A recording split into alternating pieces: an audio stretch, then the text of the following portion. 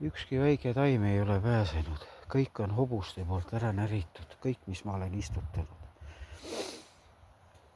Lihtsalt kabehäljed on üüratult sügavad, see on jumala iga aasta. Kahekordsed liinid on ära lõigatud, aknad on puruks löödud, liinid jooksevad sealt tagant. Mida kuradit see inimene siit minu maa pealt tahab? Mina ei pea ehitama kellegi loomade jaoks aedasid. Ja see piirinaaber, kes peaks valvama minu vara, kui mind kodus ei ole, see käib siin rüüstamas.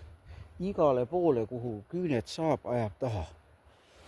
Hobuse sita jälgi, kabea jälgi on lihtsalt niivõrd palju. Mul oli siin terve õunapuaed, mida enam ei ole, sest see lihtsalt on ära rüüstatud.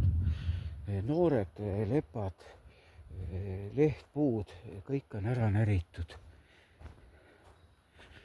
Siin ma ei oskagi millegi peale näidata, mida ei ole ära lõhutud. Siin on mul kasedki, mis tulevad üles,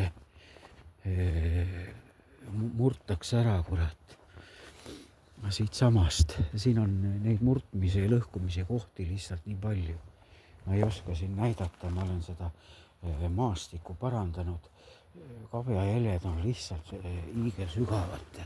Pane siin üle poole peopesa.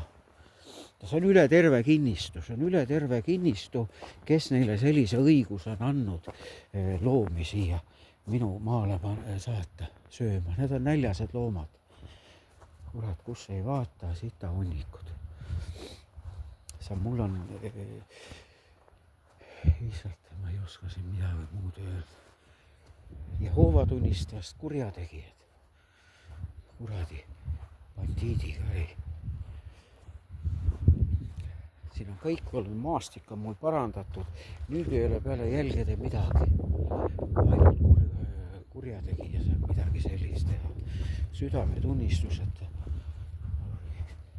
See terve pinnas. Mul on lihtsalt nii palju ära silutud see pinnas, et nad on selle siin ära nullinud. Sita jälgi, jala jälgi, jälgi. Kurat üle terve kinnistu. Liin jookseb siit. Missugune korras maastik oli. Nüüd ei ole midagi muud kui ainult looma sügavad jäljed. See läheb sinna metsa välja, liini maha tõmmatud.